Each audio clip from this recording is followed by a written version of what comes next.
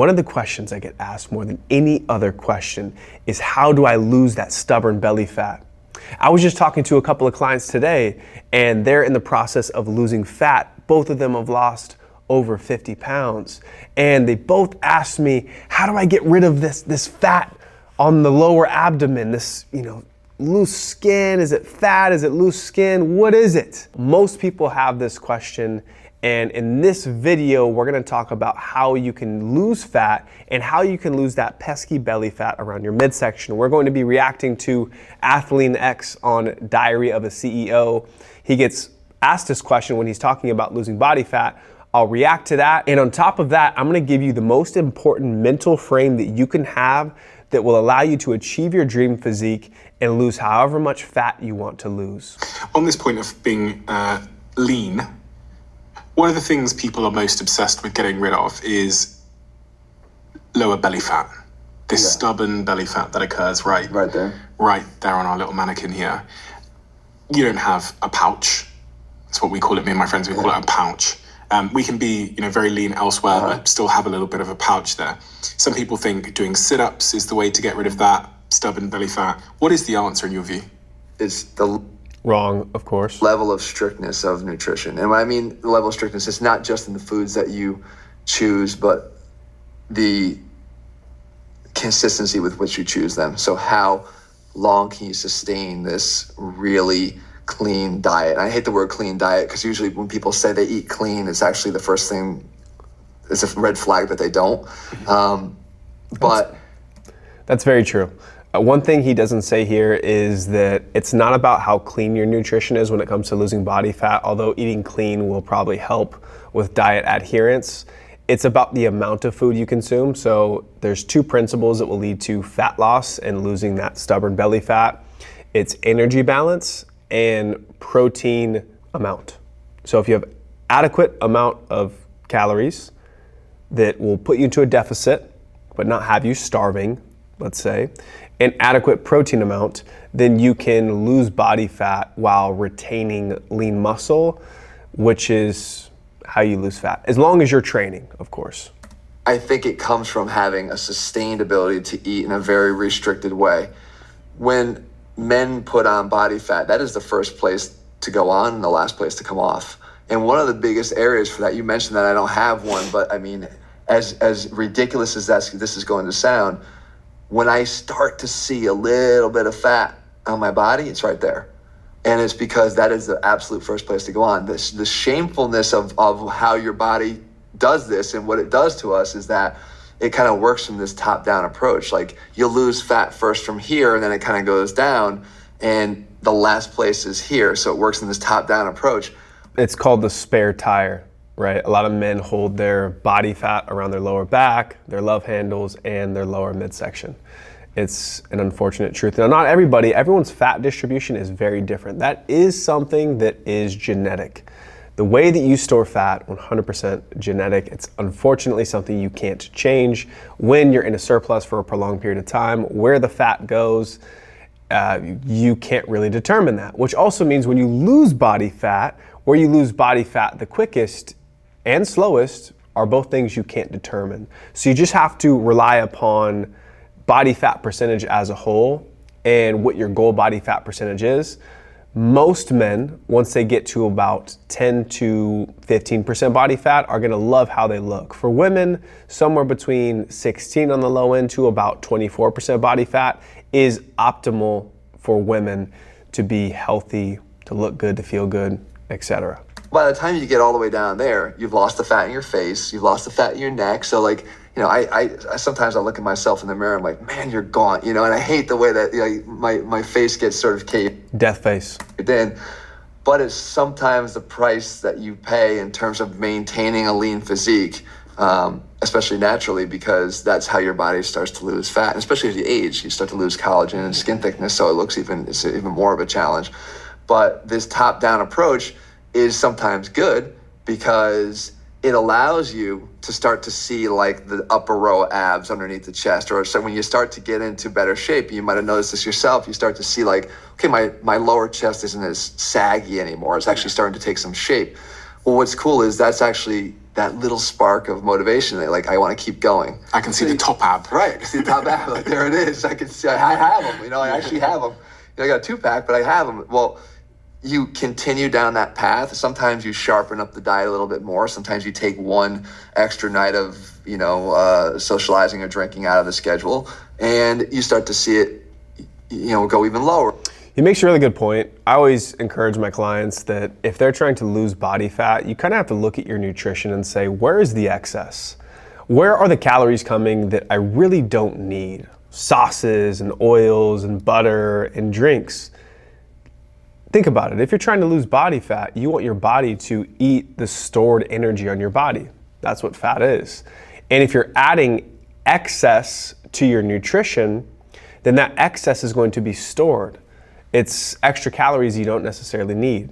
For example, if you had some ground beef, and you had some ground beef and you had some rice, and you douse 200 calories of sauce on top of that meal, it isn't necessary. It might make it taste a little bit better, but those additional 200 calories are now 200 calories that could have not been a part of the equation, which you're either going to have to burn, which you can't outwork a bad diet, or in most cases, what ends up happening is it just leads to frustration and slower progress. Or you start to get that second row of abs. Then it becomes a question of how motivated you are to actually just continue, and what level of sacrifice is required or is worth it to you to continue. And that's the caveat that I always say. I mentioned early on, like, is it that important to you? Because I could tell you that at 10, 11, 12% body fat, you're gonna look amazing. And you're gonna look better than 98% of all men. So whether you have that little tiny, area of fat around your waist, you're still gonna have your abs, you're still gonna have defined shoulders and arms and, some veins. Okay, that pretty much covers what they go through. So he brings up a really good point there at the end. He says most men are gonna be at that elite level at 10 to 12%. This is completely true. In the first phase I take my clients through, it's a sculpting phase. It's a process of losing the body fat. Michelangelo has this quote about the David. He said he needed only to remove what wasn't David, because David was already within the stone. I love that imagery, because when it comes to a physique, it's a very similar sentiment. We're not intended to live with a ton of extra body fat on us. And when you want to be optimized aesthetically, when you want to look your best, feel your best, and perform your best, there has to be a process of sculpting the physique, where you remove what's not you. You remove that additional fat so that you can see your muscular frame.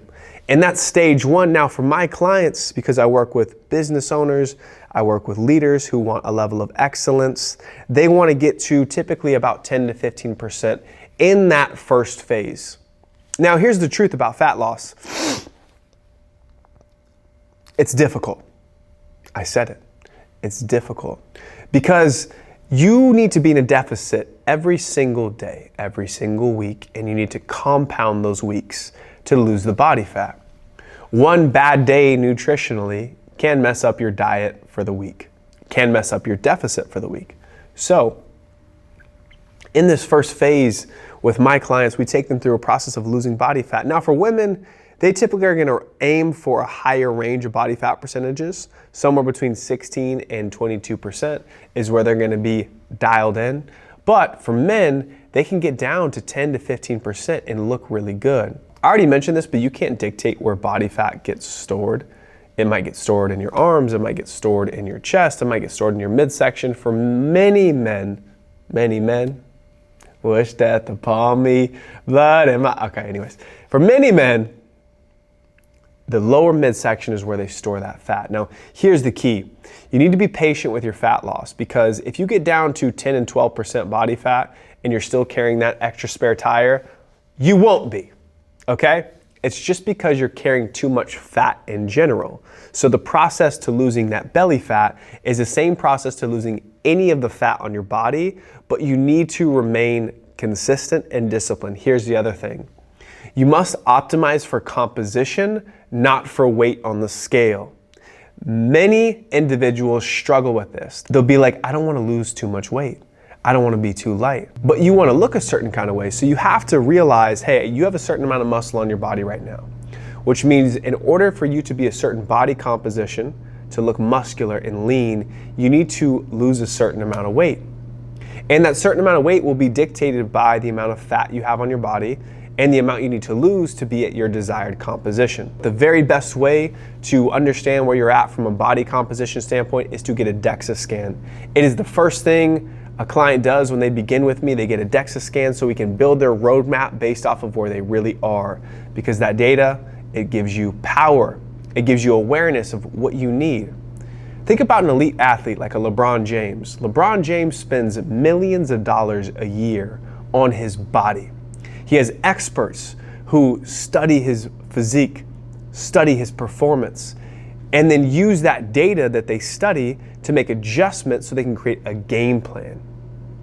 This is a very similar approach to what we do with our clients. We collect data on their body so we know exactly where they are, so we know exactly the process and plan that we need to implement in order to get them to where they want to be. Now, when it comes to body recomposition as a whole, I always like to default to the principle. That way we don't get lost in the weeds. We don't have our heads in the clouds about the philosophy of it. Let's try this philosophy or that philosophy. What are the principles? Because there are principles that govern this universe. When it comes to losing body fat, the first thing you need to realize is, yes, you need to be into a deficit. Okay, that's the first thing. If you're in a positive energy balance, you will gain weight over time. And if you're in a negative energy balance, you will lose weight. And so that's the first thing you need to realize. You have to control your calories. That way you're in a deficit. Next, what's the other principle? Well, your muscle needs a certain amount of fuel from protein to stay put. If you don't want to lose that lean tissue, it needs to be fueled. So with your deficit, you also need to hit about 1 gram per pound of lean tissue to about 1 gram per pound of goal body weight to make sure you're getting enough protein to recover from the training that you're doing, which brings me to number 3, you must train. If you're in a deficit, but you're not lifting weights, you will lose fat and you will lose muscle. And in some cases, you might lose more muscle than fat because your body doesn't care. It just knows it needs fuel. So the third thing that you need to do, and the third principle you need to follow, is adequate training stimulus. Making sure you're training your body so that you're stimulating growth, signaling to your body that, hey, we still need that muscle, we still train. And if you can do all 3 of those things, not only can you lose body fat consistently, but you might even be able to lose body fat while simultaneously building muscle. And one of the ways you can monitor if you're building muscle is whether or not your training stimulus is increasing. I know many people watching this video right now, you might not be consistent with your training. You might not have a game plan with your training. And so there's a lot of meat on the bone for you to get more consistent, to train harder, and to get stronger, even though you're in a deficit. Now, I talked about the methods and the tactics of losing body fat. This is important. But there's one other thing I need to talk to you about that is really a game changer, and this is what I think allows my clients to be so successful. Like my client Robin, who just lost 65 pounds of fat over the last year, or my client David, who got to 7% body fat, or my client Andrew out in St. Louis, who recently went from 22% body fat to 9% body fat. Here's what they did. Before they began any process, before they got their DEXA scan, before they started lifting weights and lifting weights consistently, I had them do something. I had them explain to me who they wanted to be. Robin, for example, when we sat down together and we had our first conversation, I said, why is this goal important for you? Like, why don't you just stay the way you are? You can stay the way you are, you're fine there, right? And he goes on to tell me, no, I'm not. No, I want more. Okay, well, what does more look like for you? Well, I want to be lean. I want to lose some body fat. Okay. I want to look muscular. All right, you sure? Like, what does that look like for you? Well, I don't need to be that muscular. I'm like, you don't need to be that muscular? He goes, well, maybe I wouldn't mind that. We went through this process of getting extremely clear on what he wanted. And towards the end of our conversation, he said, you know what I really want? I want to be so healthy and so confident that I'm able to walk my daughter whenever she gets married, that I'm able to walk her, not with a cane, not with a walker, not with a wheelchair, but I'm able to walk her with my own 2 feet down the aisle. That's a beautiful image. With Andrew, with David, we had a similar conversation. And they had different things that drove them. But the identity, who you want to be, that's truly what informs how you show up on a daily basis. For example, if I told you, hey, sir, you are a 10% body fat individual. Now, there's a very small percentage of people on the other side of this camera who will be at 10% body fat. And I imagine the people who clicked on this video, maybe they're trying to improve in this area of their life. So if I told you that you were a 10% body fat individual, that's who you were on the inside, how would that change your decision making with food? How would that change how you train? How would that change how you move your body? How would that change how much discipline you have over the decisions that you make with your body? It would probably change some things. Because if you got installed today, the identity of a 10% body fat individual, which is an elite level of body composition, you would have to change your behaviors, right? You'd have to change how you talk to yourself and think about food and how you interact with your body, how you train your body, right? All that to say, you'll never be able to achieve a body composition if you don't embody the identity of that version of yourself. So if right now you're at 20% body fat, 30% body fat, 40% body fat, I need you to understand that's just a reflection of your personal standards. Because if you're somebody watching this video who already knows what to do, and let's be honest, you're all intelligent, you probably know what to do, you probably know how you should be eating and how you shouldn't be eating, what you should be drinking and what you shouldn't be drinking, and yet you're still not where you want to be. So it begs the question, who do you need to be in order to lose that belly fat, in order to transform your physique, in order to stop being frustrated when you look in the mirror? I'll take it one step further. Because you might be like, yeah, I know what I want, but it's hard. That's an interesting word. Let me ask you this. If I told you that I'm going to give you $10 million, $10 million, but all you have to do is get abs by the end of summer. You have 4 months. I need abs. They need to be popping. Would you do it? You'd have to be crazy not to. You get to get abs and $10 million. You'd probably have so much fun in the process of doing your cardio, going to the gym. You'd probably be telling everybody about what you're doing. You'd probably be boasting about the progress that you're making. Why? Because you know the incentive is so great, it would be silly to not do the work to get there. So maybe getting a fitness result isn't difficult. Maybe you just haven't properly incentivized yourself. For most people, if they can properly incentivize their identity and understand how them becoming the best version of themselves is going to impact everything for the best around them, well, those people tend to get results pretty easily. At least the ones I work with do. So, who do you need to be to get the result that you're after? And how can you better incentivize a reward for the result that you're after, for the person that you want to be? Because it's not just about struggling and it being hard and it being painful. You need to incentivize yourself properly if you're going to get your mind and your body on the same page. Are there practical tools to getting in shape? Do you maybe need to learn more? Possibly. But the real driver in you transforming, and I know this from experience, and I know this from working with hundreds of individuals who have done it, you need to figure out who you need to be to get what you want. If you made it this far in the video, I appreciate you listening. I just want to say something real quick. I believe in your ability to do incredible things because human beings are miraculous, and they have the ability to do much more than you might even realize you're capable of.